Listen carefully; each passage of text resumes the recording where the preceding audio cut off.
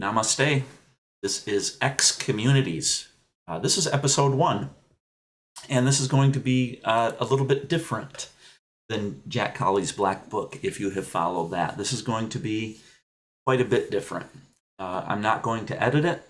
I'm not going to try and keep it to 7 minutes, and I am kind of showing up as John Tuttle with an alter ego that we'll call Jack Colley on occasion. And this has been something that I have wanted to start for some time, particularly given the fucked upness of this world and of religion and of politics and everything that is going on. I've just become very convicted of maybe trying to do something different. And I made the decision that I take too much time getting in my head and outlining things and determining what I want to say. It's kind of like at some point you just got to dive in and you just got to do your thing and you just got to make sure that it, what's going to happen is going to happen type thing. And so, this might be 10 minutes long. This might be 3 hours long. I apologize if it's 3 hours long, but you'll get an idea of what my college students who have 3-hour classes and 3-hour lectures from me have to endure. But we're just going to dive in. Now, I am going to give you one disclaimer, and that is, and I say this to my college students at the beginning of every course. In a sense, I'm going to ask you to consent to holding my hand, and we're going to jump into a bowl of spaghetti together.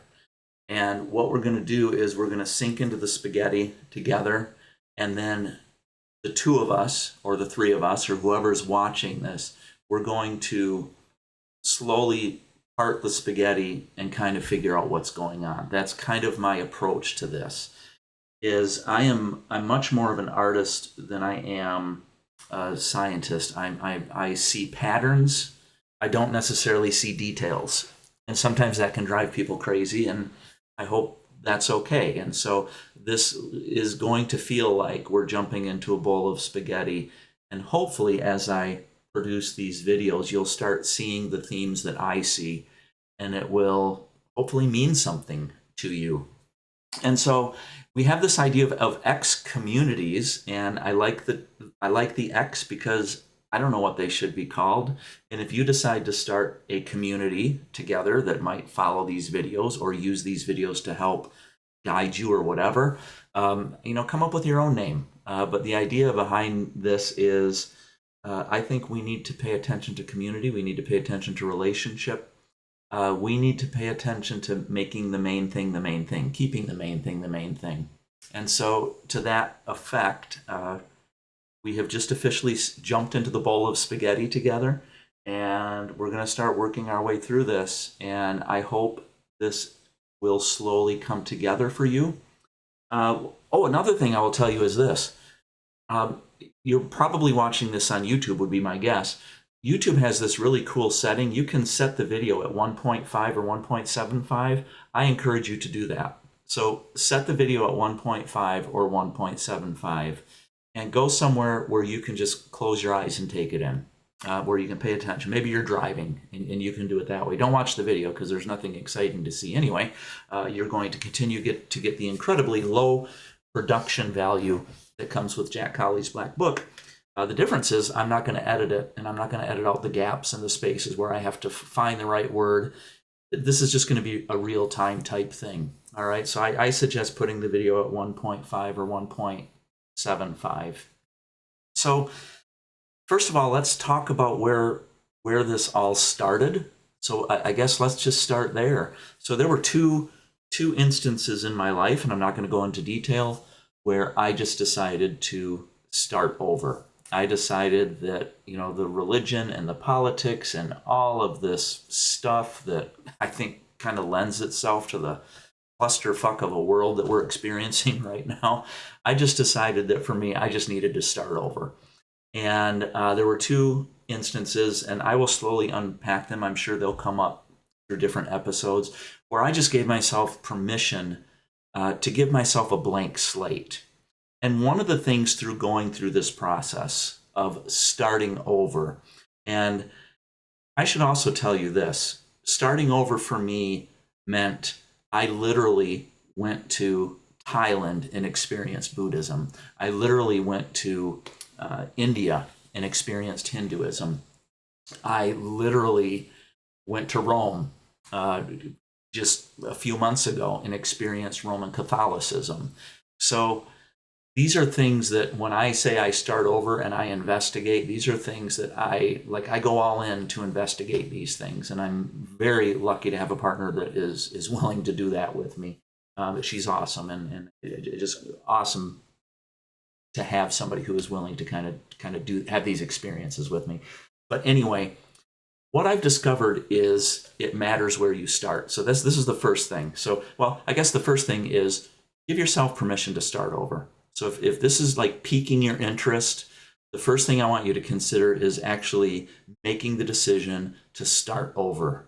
I'm going to make that argument, like give yourself permission to say goodbye to your politics and give yourself permission to say goodbye to your religion and maybe even goodbye to your morals, goodbye, like say goodbye. I'm not saying go out and raise hell and hurt people. That's not what I'm saying. I'm saying give yourself permission to start over. That's part of what this is about. But when you give yourself permission to start over, it matters where you start over. And this is where I've been on a journey for probably several years, would be more accurately, to be more accurate, but certainly within the last couple of years after an event that occurred in my life. I have been on a journey of just starting over and redefining, and every time I give myself permission to do this, I feel like I get closer to the way things should be. So it matters where you start. And here's the thing, without like pulling any punches or without surprising anybody, you'll notice something. So let me draw your attention to this so you know right off this journey of jumping into the bowl of spaghetti, you understand what this is all about. All right. I have searched for the archetype.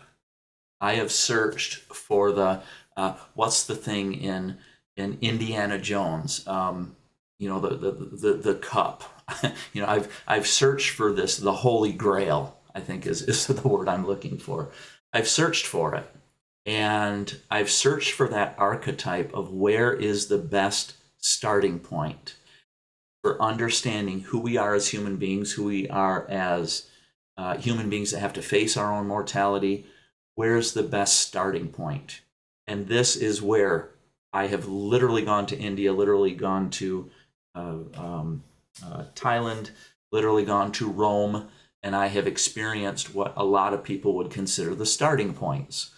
And I have landed on, at least right now, and it could change because one thing about me is I change, I have landed on starting with the book of Matthew. And in my mind, the book of Matthew, the protagonist of the book of Matthew, protagonist being Rabbi Jesus, has got to be the starting point. And I think that if we got into the habit of making that the starting point, other religions would make sense. We would see how sometimes in the life of Jesus, other religions have informed religions that came long before Christianity and Judaism. We would see all these things connect, and we'd start to see these patterns of how to live life. And in effect, we would start to see God or the Holy Spirit or the Christ incarnate a human life unlike any other human life. And in my mind, that would be Jesus. Now, I want to be really cautious here because I am not encouraging you to be a Christian. Quite honestly, if somebody said, how do I become a Christian? I'd probably say, don't worry about it. Like, honestly, like, don't worry about it, because that's just a label. All it is a religious label. And I'm not too sure that even Jesus in his teachings wanted you to throw on some sort of a religious label. So it starts where you matter, your starting point matters is what I'm saying right here. Your starting point matters. And so for these X communities, for these study groups, however you want to look at this, study groups or ways to challenge yourself in living, we're going to start with the teachings of Rabbi Jesus in the book of Matthew. And I'm hoping that that in and of itself did not just suddenly turn you off to this experience, because sometimes I see Jesus portrayed in South Park. If you've ever watched South Park, I love South Park. I love that type of humor. Sometimes Jesus is portrayed. Please understand that they are mocking the Americanized version of Jesus, if we can be honest. They're really not mocking. I mean, I don't know if you can look at the teachings of Jesus. I'm really not sure a lot of what you can find fault with. I mean, when I look at Jesus, I see archetypically, I see God incarnate for myself. And that has to be separate from politics and religion and humor, as funny as South Park and some of these cartoons are that kind of tease Jesus. But keep in mind that those are images of Jesus, the very Americanized version of Jesus, and that's exactly what I hope to get away from. So please keep that in mind. But starting point matter, and I am going to make a suggestion here, and this is going to be hard, I think, for some people to swallow, but I think that's okay. Like, it'll be okay. Don't worry, it'll be okay if you choose just to start with Jesus. But I'm gonna paint some kind of interesting ideas here that I think you should consider. So I have to my left here, I don't know, it's called the Layman's Parallel Bible, and it's got 4 different interpretations of the Bible.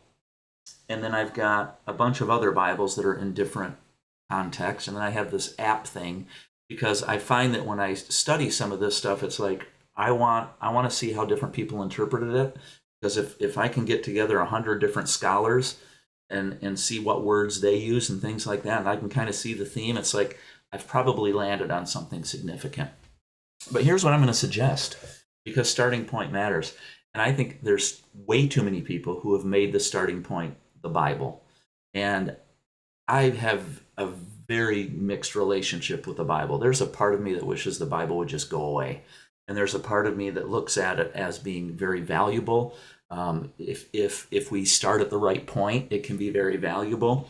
But the starting point matters. And there's a lot of people who, I think, try to understand the themes of the whole Bible instead of starting somewhere simple. And so, in a sense, part of this journey is going to be kind of an agreement between me and you that I am not interested in discussing the Old Testament. I'm not interested in discussing the teachings of Paul or the writings of whoever wrote other stuff. I'm not interested in that. I have found over the last couple of years that if I study and I focus on like the parables and I focus on the application of what Jesus actually did, my life has been phenomenal. I mean, it's been wonderful. There's been pain, there's been sorrow, there's been suffering. That's just part of life. And Jesus has taught me that even that is okay. And so in a weird sort of way, this is going to sound very hyperbolic in the way I'm going to present it, but go out and get yourself 20 different versions of the Bible. Take the book of Matthew, maybe the book of Mark, but take the book of Matthew and rip it out and just study that in, 10 different versions, however you want to do it. And just give yourself permission to not have to understand this big book that was put together, this book that everybody says this is the word, when that word was used in the Bible. The Bible didn't even exist, so that's a whole other point that we'll get into. But I mean, this right here, this is 3,000, over 3,093 pages. You can't become an expert in that. Just don't even try. Don't even try when I think you can look at the book of Matthew, and I think that you can be challenged and you can gain depth and you can gain a better life by just focusing on these 24 I think it's 24. No, it must be more than that, like 30-ish very short chapters. So that's kind of where we're headed. The other thing is this. One of the teachings of Rabbi Jesus was, where 2 or 3 are gathered, there I am with them. And I think he was referring to that aspect of him that was the Christ or the essence of God. Or again, I'm going to use some of these in very nebulous-like terminology or nebulous-like constructs. because I want things to be somewhat swimmy. I want you to have the opportunity to kind of figure out what it means for yourself. But one of these aspects is where two or three are gathered, there I am with them. You may be watching this video by yourself, and that's absolutely fine. But one of the things I'm going to continually stress is go find another person to watch these videos with. Go find a couple other people. Go find maybe a small group of people that you can watch these videos with. More importantly, it's not so much about watching the videos, but engaging just the book of Matthew, just the parables of Jesus, just the life of Jesus, how you can apply it. And give yourself permission to start over and do this in a sense of, if Jesus does it, I'm going to try to do it. If Jesus doesn't do it, I'm not going to do it. That type of an approach. Trust the process. The word that I'm landing on these days is consent. Just consent to the process. Just understand you don't have to do anything magical. You don't have to say some magical prayer or incantation. You don't have to, go through the steps of repent and then do this. Like just consent to trying to make your life more like Jesus in the ways that it was clearly taught, and less like Jesus in the ways that it wasn't taught. I think I said that correctly. So give yourself permission to do that. But relationship is very important. There seems to be an indication in the book of Matthew that there must be two or three gathered in order for the Christ, in order for the essence of God to show up. And here's how I put it with my college students and my clients, so my psychotherapy clients. Here's how I put it. When somebody's sitting on that chair right behind us, and I'm sitting on the couch or vice versa, I sometimes will get to a point where I'll talk about a relationship and the importance of the relationship. And the idea is that you don't get to do this on your own.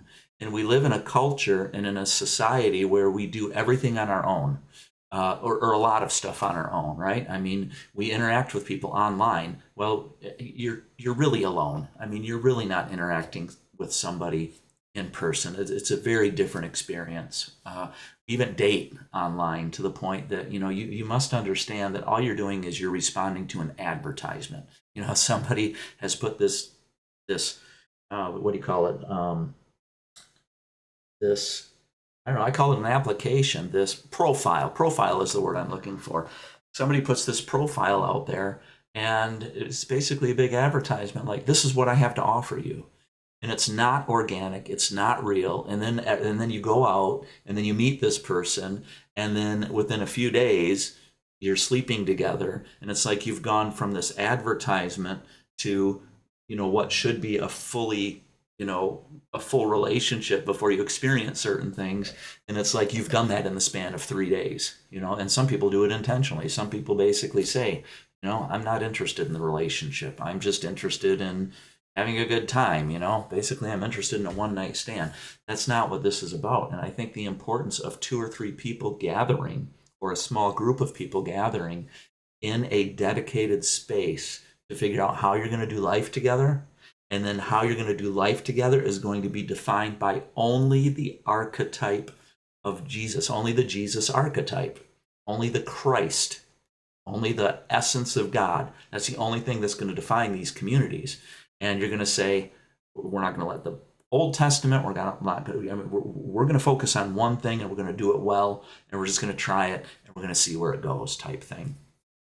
So what I say to my clients, see, you're in the room of spaghetti because now I'm circling back. What I say to my clients is, there's a space in between you and I. There's a space in between you and I. And that's the relationship. And as soon as you came in the door, and I looked at you and you looked at me, there was a third entity in the room, and that's called the relationship. And I choose to put certain things between us, and you choose to put certain things between us, and that becomes the relationship, and the relationship really becomes the important thing. So the relationship becomes the thing that really defines your existence. It defines your existence. It defines how you're going to move through life, is relationship with other people. And I do not necessarily believe in, I don't believe in a literal Satan. I just don't. But if there were a literal Satan, I would attack those things in a very nefarious or very subtle, a very subtle way, which is, how do I keep relationships apart? Well, look at social media. It's doing a great job of keeping people apart. So I'm hoping that people will come together over these videos and just let them challenge you. And I hope that as we work through these communities that I hope will form, I hope that you will see value in them and you will find your small group of people to do life with. And I'm hoping that these videos might help you start that, but they also might help you understand how you might impact the world, certainly how you might relate to others, how you can be at peace in a world that is a world that is so fucked up and chaotic. I mean, it's tense out there. It's chaos right now in this world. And how can you exist in peace? And I believe that there are ways that you can exist in peace. And I believe that there is an archetype, there is an incarnation of God or an incarnation of the Spirit that, if followed and if exampled and if just looked in I don't know all the right words to use at this point, but I believe that if you use that as a starting point, I think you're gonna, I don't know, at least for me, it kind of defines my life, and it kind of changed how I look at the world, and it changed the way I look at existence. So it's about consent, I guess, is what it comes down to. And I'm hoping that you will consent to the process, and I am hoping that you will see this as very doable, because I'm not saying become an expert in a freaking 3,100 page book written that's not what I'm saying. I'm saying start somewhere simple. Start with I think it's like 30 chapters or 29 chapters or something like that. Start with these. I'm going to figure it out because I keep saying it and I want to know. Let's see here. Start with these 28 chapters, 28 very short chapters. It's almost like, I mean, it's not that much. It's like 28 pages. Start there, and I'm going to challenge you to take months. And if you're like me, it's going to take years. It just is, because I keep unpacking stuff. I keep seeing stuff. I keep making connections. And it's been a journey that I don't want to give up on, and it's been a journey that I want to invite you on with me, even though it's going to be virtual. But it's also, more importantly, if you can find a couple other people to do this journey with, I think, to me, that really ultimately that is the goal. I mean, ultimately the goal is to find a community that you can belong in, and you can care for each other, and you can have a certain trajectory, a certain direction, a certain movement that will bring life and meaning to your people, so to speak. And that's what I'm wishing for you. So you'll notice at the bottom here, and my throat is going already, and so because I've been lecturing all week, college students. So, but I want you to notice at the bottom here, and unfortunately, the cursor doesn't show up. But if you look at the title, oh, there we go. I can point to it right there.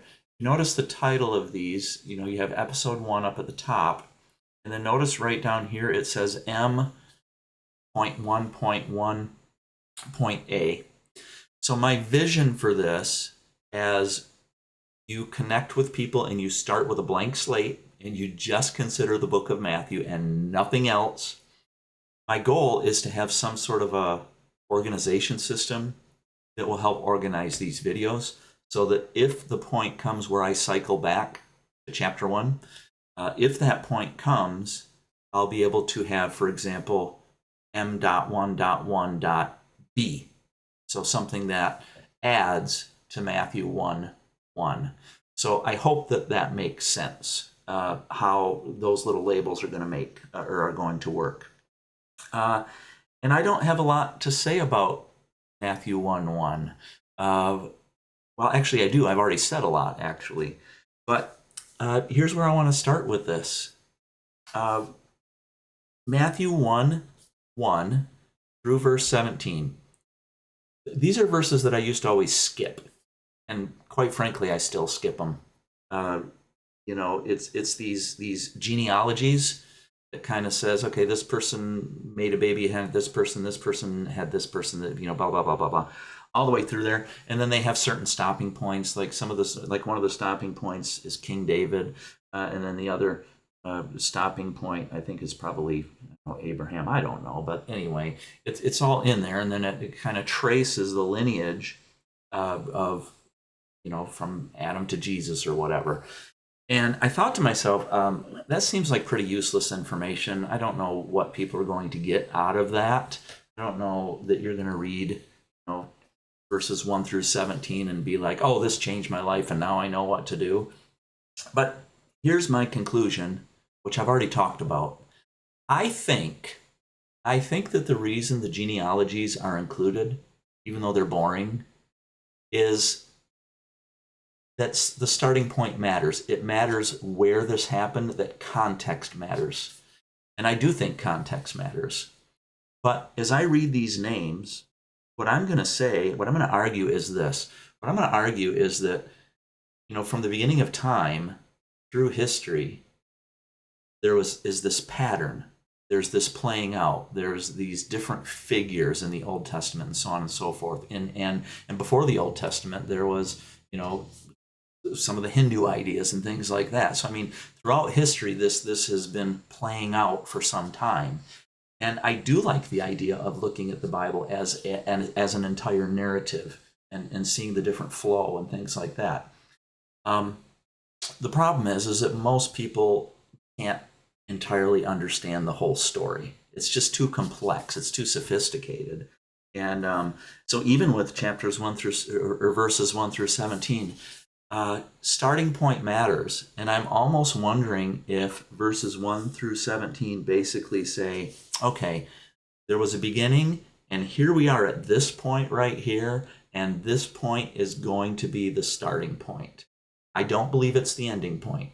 I believe it's the starting point. I believe in 2025, these parables and these stories are going to take on a completely different life of their own, a completely different meaning, given the world that we live in. But there is this idea that 1 through 17, I think, is there maybe just to say, or for our intents and purposes, maybe verses 1 through 17 are there simply to say, look at all of history, and this is where we landed. Now, this is Jewish and Christianity, and Muslim would include some of this too, or Islam would include some of this too. But keep in mind that before that was even Hinduism and Buddhism. And before that was some of like the indigenous people of the United States, the Native American religions and ideas. And this is why I love psychology. So I'm going to go off on a little tangent here again. So as we work through the bowl of spaghetti, this is why I love psychology, because we started out with having to face our own mortality, right? And that's the Garden of Eden story. We started out as human beings, and somehow we either evolved or we became conscious of the fact that we can make a difference in the world, whether it's negative or positive, and we have to face our own mortality. And we came up with stories. We came up with stories that we made up to help define our existence, to help explain our existence. And then from stories came out of, legends and philosophies and archetypes. And then in the 1950s, I think it was, we started to get interested in science, and we came up with ways to actually start to study things, which is the scientific method and the scientific process. I think it was Bacon, did it. But and then from that, psychology comes along and says, oh my goodness, we've got these incredible ways that humans behave and humans understand their mortality, but we have to be able to study it scientifically, which I agree with. But that also is trying to measure something that comes from philosophy, from religion, from stories, from legends, all of this stuff. And so verses 1 through 17, here's what I'm going to say to you. The only thing I'm going to encourage you to get out of verses 1 through 17 is that context matters. Context matters. This is the starting point. And you can add so much information before the Bible existed. You can add so much information after the Bible was put together. And what I'm going to ask you to do is give yourself permission to not care about verses 1 through 17. I'm going to tell you, give yourself permission to just look at that as a placeholder. That's all it is. All it is a placeholder. All it is a way to say, look at how all of history is unfolded, and now we're going to land here. And here, could this potentially be the very point in history here, as in verse 17, can this be the point in history where God fully incarnated the Spirit or the Christ into humanity in a way that we can't ignore it? That in a way, when we add to it, we almost suffocate it. So, I mean, even the idea that these writings of Matthew are in the middle of a 3,000-page book, just that is like, what's the intent of that? Let's find a starting point.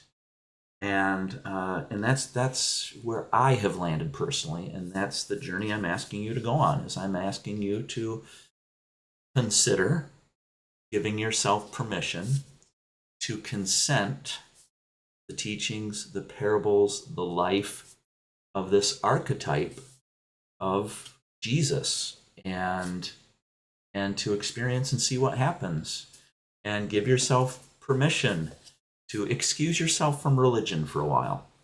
Excuse yourself from podcast. Excuse yourself from commentaries. Maybe even excuse yourself. I don't know. It's kind of, I know it's kind of like I'm contradicting myself because I'm saying excuse yourself for all these, but join me on this journey where I'm going to give commentary. But all of the commentary I give, I'm hoping will give you a new perspective and new ideas, and maybe open some doors for you to explore. So this is much more about opening doors.